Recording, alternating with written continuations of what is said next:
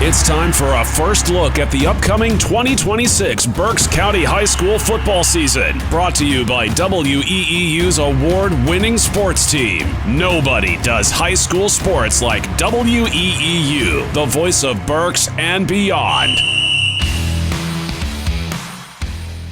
Welcome to WEEU's preview of high school football for the fall of 2026, presented to you by Savage Auto Group.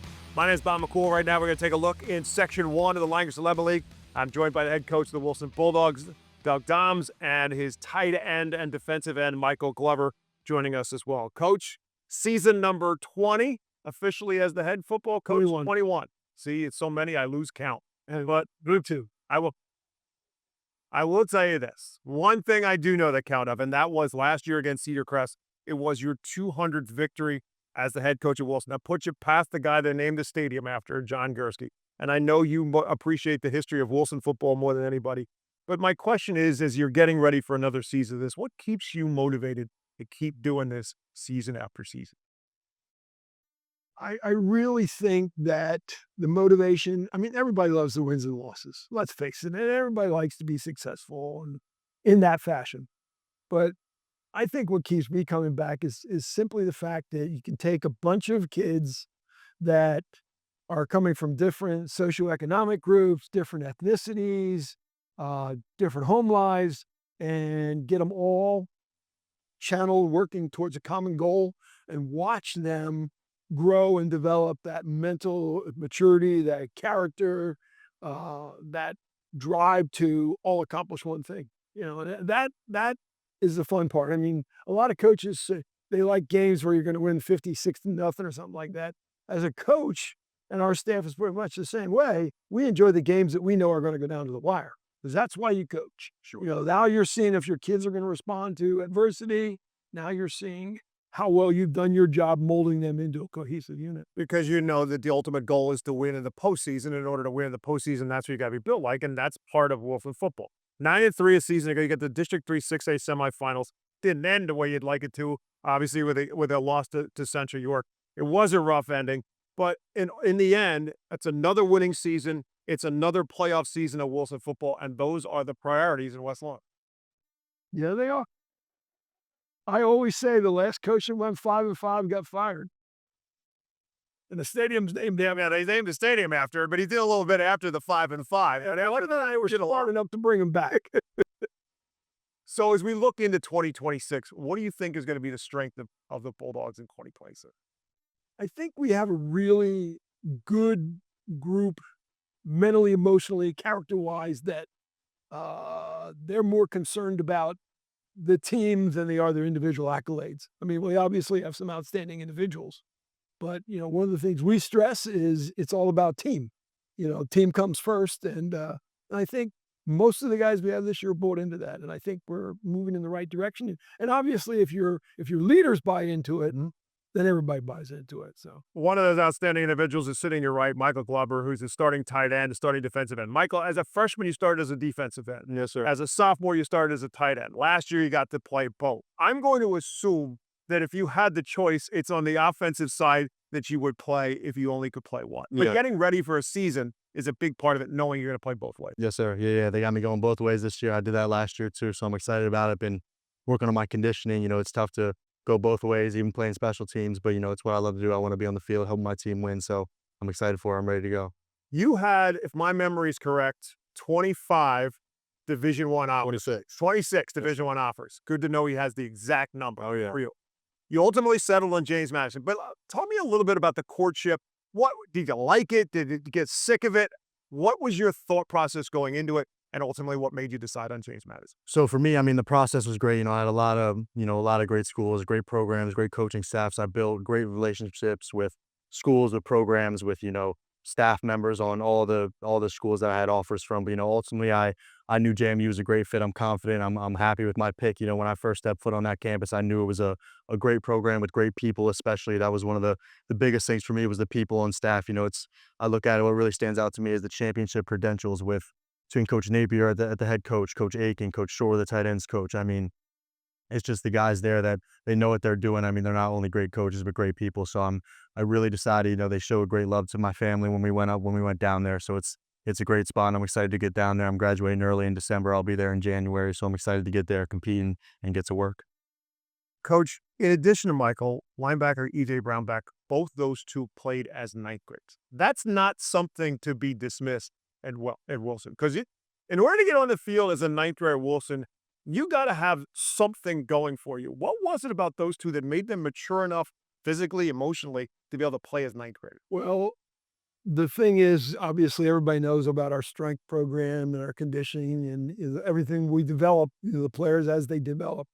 Michael and EJ were both physically mature, not anywhere near what they are now, but for ninth graders, they were they were physically mature and had enough strength, enough game sense, enough knowledge, and enough confidence that they could play with the upperclassmen. And so they got an opportunity, and they did a very good job with it. And then last year, going into last season, you expanded Michael's role to make him more of an H-back than just a tight end, where he carried the football a little bit more. Is that out of necessity, or that was just a matter of wanting to get him the football more? Well, if you look at the way our season progressed, we didn't use him a lot in those roles early because he's on the field an awful lot. You don't want to take that kind of a punishment. It's like I have a thing that I tell our offense all the time. I don't want our tailbacks running the ball more than 15 times in a game because, you go through 10 games and then you go through several playoff games. That's a lot of wear and tear. So, if you can limit their carries, they're fresher.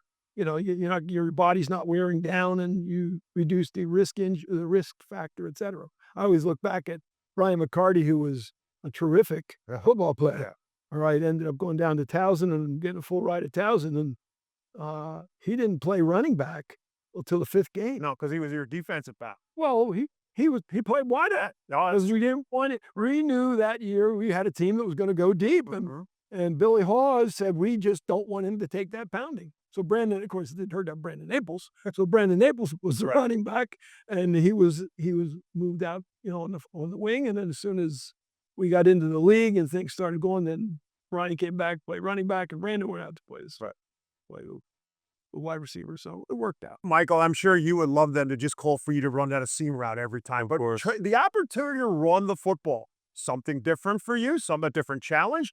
And I'm sure an idea you really liked. I do. I love it a lot. I always say, I give a shout out to my coaches, Coach Fahm, especially for Coach Henney, for, trusting me to give me the ball in different ways. That's what I love to do. It's my favorite part about the tight end position is my versatility that I provide on the field, running, catching, blocking, doing all those things. That's why I love it. So, I'm happy they trust me to do that. And it's definitely a different experience than running routes and catching the ball.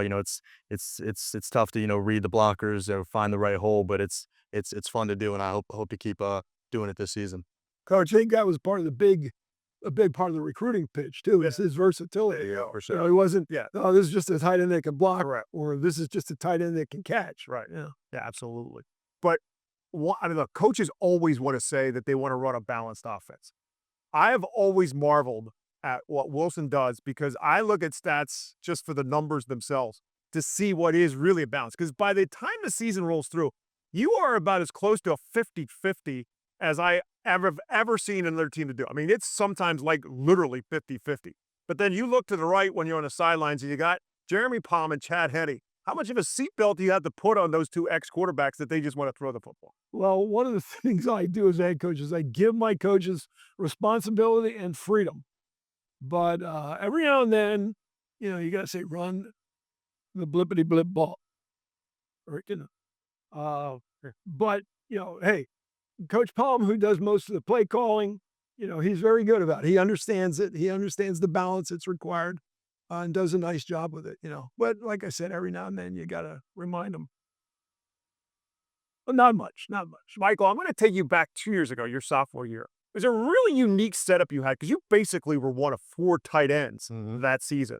Crystal Hunsinger, Brady Klein was the 4 of you. And it was unique sets that clearly I've never seen another high school team use. But for your standpoint, as a 10th grader, it had to be a great educational experience for you to see different ways a tight end can be used on offense. Yeah. And I looked up to those guys when I was playing. I mean, Brady, Christo, Cam Zellinger. I mean, all I give a shout out to Coach Zerby too for, for helping us out. But I mean, just looking at those guys as seniors, the way they acted on and off the field, the way they played, how hard they worked, they were great mentors for me, and they were, super crucial for me to, play with them and be at the same position with them. So they helped me out a lot my sophomore year. And I mean, I'm grateful for them for everything they did to help me out. Coach, that's part of Wilson football. Is the alum is as much as a part of Wilson football as what is. Maybe sometimes too much. But the reality of it is alumni are strong in every program. But at Wilson High School, being a former Wilson Bulldog is something special that these kids carry on for a long time. It is. And, we have something known as the Wilson Football Tradition Club. And it basically consists of hundreds of former players that simply every year donate to the program, write a check to the program. Because obviously the school can't afford all the expenses that are incurred in a program such as ours. And it enables us to continue staying ahead of the game with the use of drones, with the use of all the multiple computers and sideline activity and just equipment. Allows us to keep everything first rate. But yeah, it is funny because every now and then somebody will come up and they say, "Hey, I met a former Wilson football player. They said they played for Wilson." I said, "Oh, what was their name?" And they'll say a name and I'll sit there and go, we'd be in junior high. But hey, people want to be associated with the program, and I'm fine with that. That's a feather in Wilson's cap. I mean, from John Gursky through to me. I mean, they want to be known as a Wilson football player.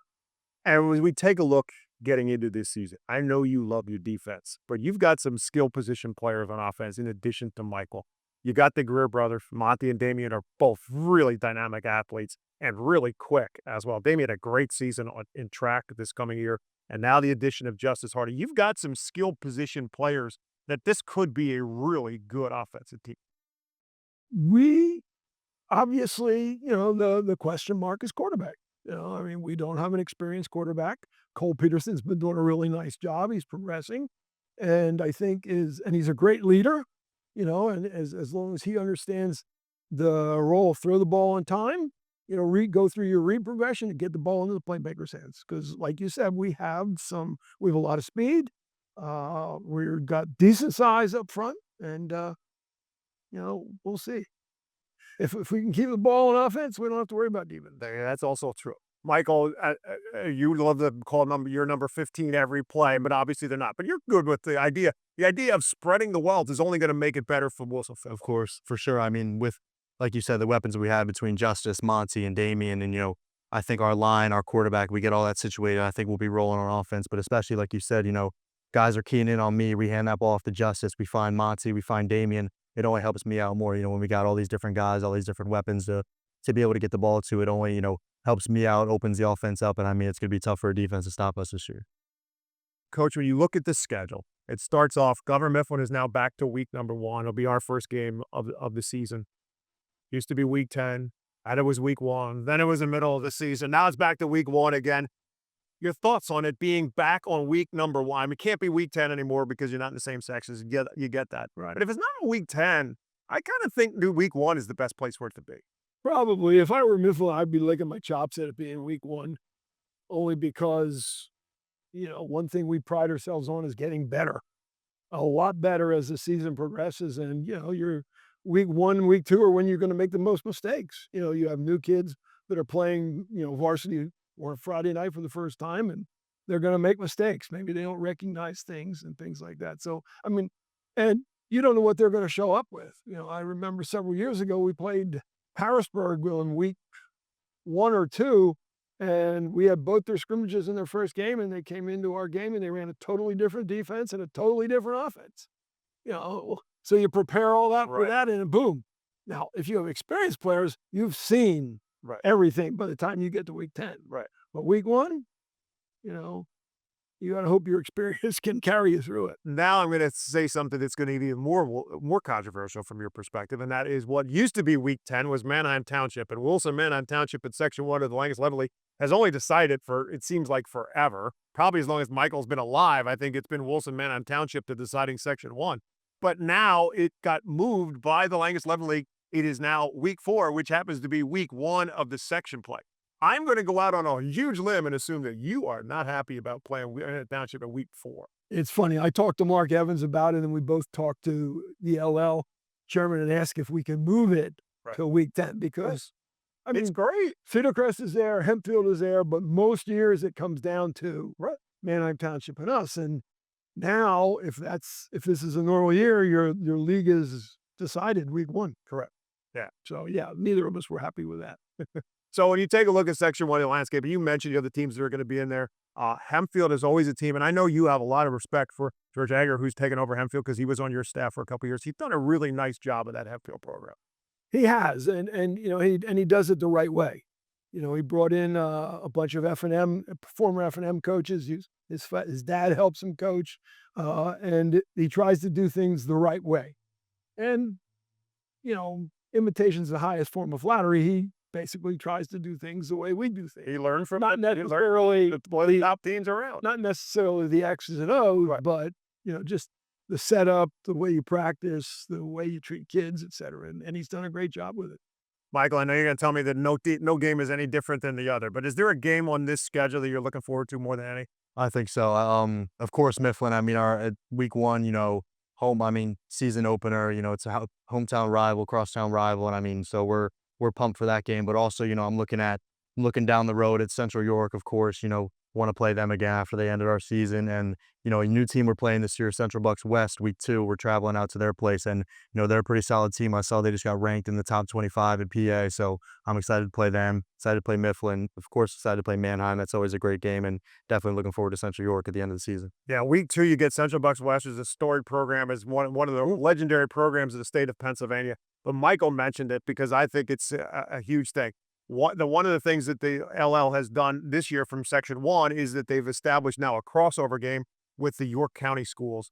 And because they matched it up with the best team first versus first, which was based off of 2 years ago when you won I think it was Section 4-year average. That was 4-year average. Okay. But that gets you Central York, which again, Michael mentioned it. I mentioned it. They ended your season last year and it wasn't pretty at the same time. And they're loaded again. And I was going to mention that. That's true.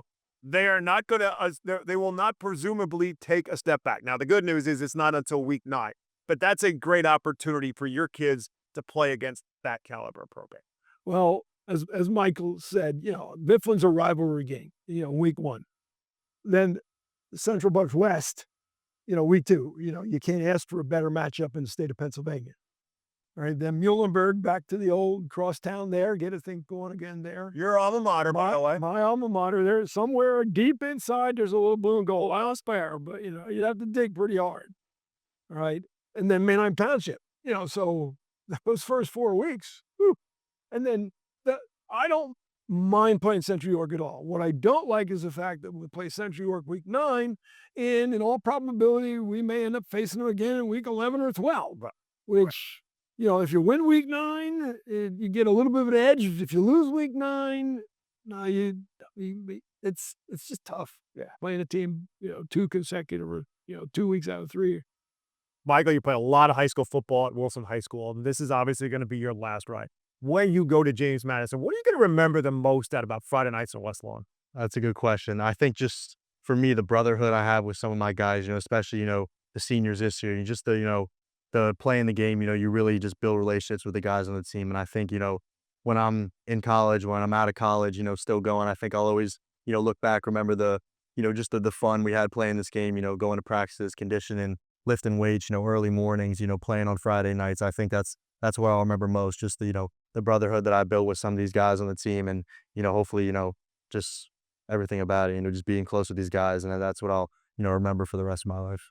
Coach, you're going into camp now, and maybe it's fun, maybe it's a grind. I'm not quite sure, but it's what you do. And he just said something like, I mean, most kids are dreading camp. They are dreading camp, but at the same time, your kids work so hard, put so many times. I'll never forget you telling me years ago, someone, and I don't know where they transferred from, it doesn't matter. They came into your school and they told you flat out, you guys are crazy because of the amount of work they do, but these kids like it. Well, I think first of all, they know it's going to happen. So no matter what they say, they can't avoid it. All right. But secondly, I think they come to realize that, this is what makes Wilson what Wilson is. I mean, we have some really good athletes this year, but we're typically a bunch of Division III, couple Division II athletes playing and continue to be successful. And they know that's because, very seldom are teams going to be stronger than us because of the time and effort we put in there.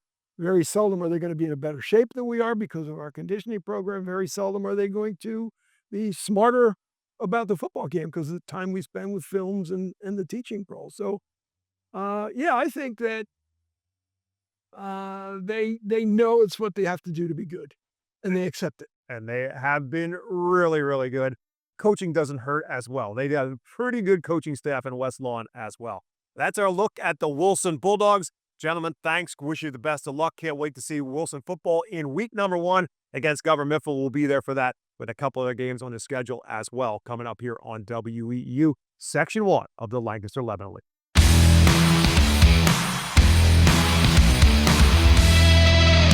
We continue our Section 1 preview. Take a look at the Reading High Red Knights. I got a chance to catch up with Red Knight head coach Troy Godinet at Lancaster-Lebanon League Media Days. With Reading High coach Troy Godinet, coach getting ready for the football season, but I want to talk to you a little about building a program because that's what you're trying to do with the Reading High Red Knights. Build a program to what you know it can be because you were part of some great Reading High football teams. And that's what the goal is, to get it back to what you remember it to be. Yes, 100%. We have a big young group.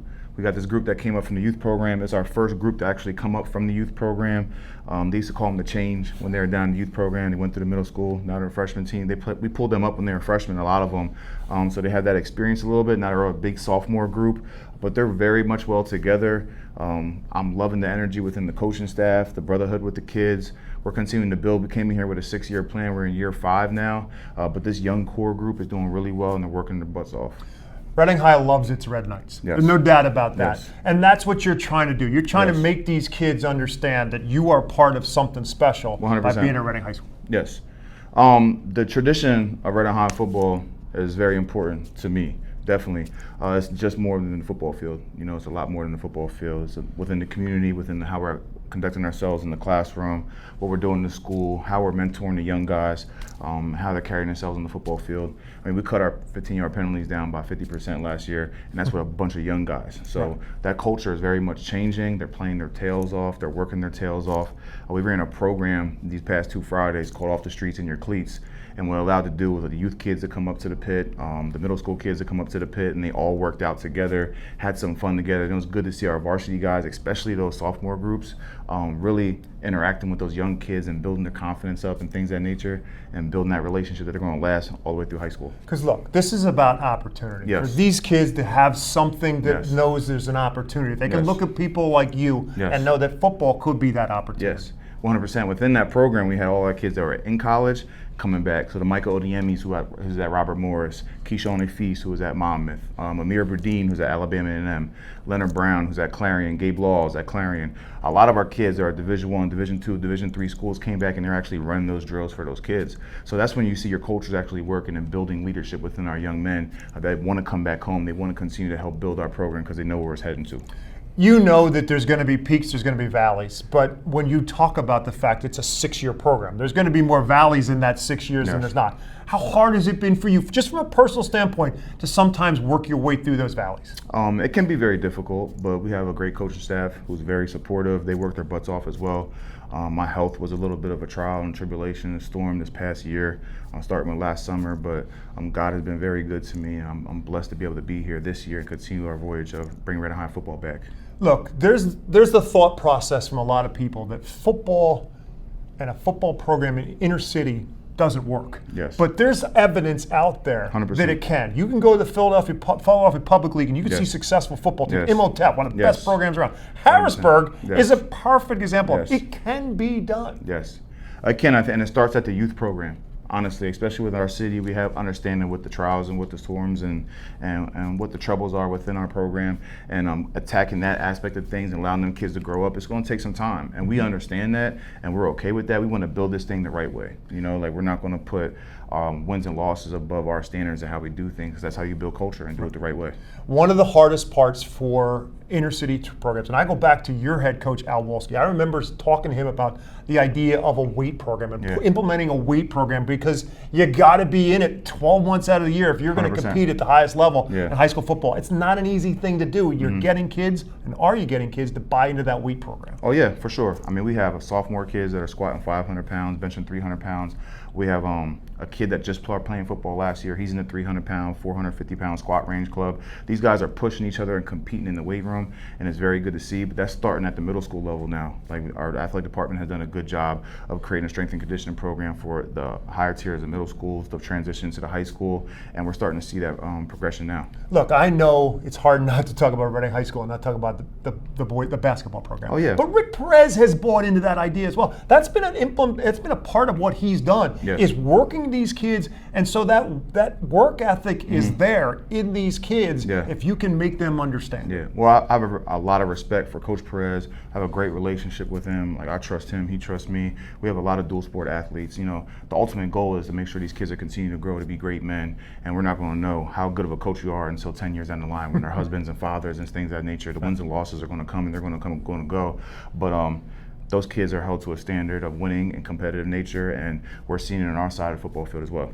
In terms of numbers, kids turning out, that's a piece of this puzzle. It's a huge school district, but there's a lot of distractions within that school district. How do you feel you're at right now going into this season in terms of numbers? As far as numbers, we knew that this year might be a lower aspect for our numbers going into the season, just from looking at our program and how things are going, but our middle school numbers are up, our youth levels and numbers are up to the aspect of, like, we're running out of helmets on that aspect of things. So it's really good. But, you know, numbers aren't necessarily the strength for us. It's about how we're doing things. Right. That's our strength. Our culture is our strength, you know. Names to know for the Reading High Red Knights in 2026. Deron Wilkins, Jason Wellmaker. Let me think. There's so many. Yeah, well, that's a good thing. The fact that you can't remember them all, that's a good thing. Yeah, I can't speak of things. You only told me one name, I'd be a little worried. And the thing is, like, it's a big group of young guys. You know what I mean? Like, to be honest with you, we're not really the team that's really focused on the individual, or more focused on the whole team aspect. And we hold everybody to that standard and accepting that role, honestly. We're going into non-league season. You got Phoenixville, you got Muhlenberg, you got Lebanon High School. What are you hoping to accomplish just out of the non-league portion of this first 3 weeks? We're just taking things day by day. You know, practice by practice, being the best us, competing to be the best us no matter what it is. 100% effort, playing with a lot of energy, a lot of passion, a lot of love for the football. I think we finally have these kids that love the game of football. You know, before we just had kids that are coming out to play football and seeing where it can take them. And but these kids actually love the game of football. So we're starting to see that now. And we're just looking to be the best us and continue to grow and develop our program. And maybe you may have just answered my question, but do you set specific goals for this team? I mean, teams can talk about, we want to win a district championship, we want a state championship. That's not going to be your goals. Do you specifically set goals for your team going into the year? Well, last year we knew we had a very young group, a lot of freshmen, a lot of sophomores, and my main focus was to make sure these kids feel the brotherhood and want to play for each other, right? This year, I'm allowing these kids to set their goals, their team goals. What do you have as far as what do you want to accomplish? Let's see where you can take yourself in this aspect of things. Do you feel like the leadership within the team, I know you love your coaching staff, but within your team, do you think that leadership is there, or do you think that's going to be something you're going to have to grow between now and the end of August? I think we have it, and that's why we're putting that aspect on them. And what are your team goals? I want to hear what your team goals are, see what you want to accomplish, because we all know you want to be a great team, it has to be a player-led team. You know, we can do what we have to do in that aspect, but leadership is also development. You know, I was a kid in my 9th grade year where I was getting into the wrong things. By the time I graduated, I had the Coach's Heart Award. Right. So I truly believe that it's just continue to build leadership and develop that within our young men. It's really that. It is the fact that, and I don't mean to oversell this, but you can be that shining star because you lived that life. Yeah. And these kids are more apt to buy into you because you lived that life. 100%, but I really try not to talk about the time that I was here at Reading High.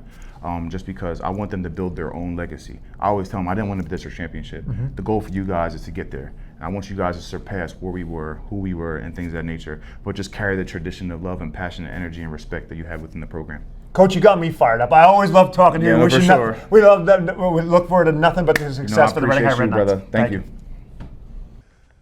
Thanks for taking a look at our previews of the Lancaster-Lebanon League as we get you set for opening night. Thanks to Sean Tansky and Matt Knob for their work in putting all this together, in addition to the cooperation of the coaches and players for allowing us the opportunity to spend some time with them. Getting you set for August the 28th. That's when it gets rolling for us here on WEU. We get it started with Governor Mifflin and Wilson, and we'll be at it each and every Friday night and a couple of Saturdays at the A Field in Wyomissing as well. We've got a great schedule on hand for you. Hope you'll check us out. Of course, we're always on the radio at 8:30 a.m. WEU. You can find us online as well, but of course, we have the video for you too. It's on our YouTube channel at 8:30 WEU Sports. Matt Lytle, Sean Tansky, and yours truly, Bob McCool, will be with you for our Friday nights of high school football presented by Savage Auto Group, coming your way this fall.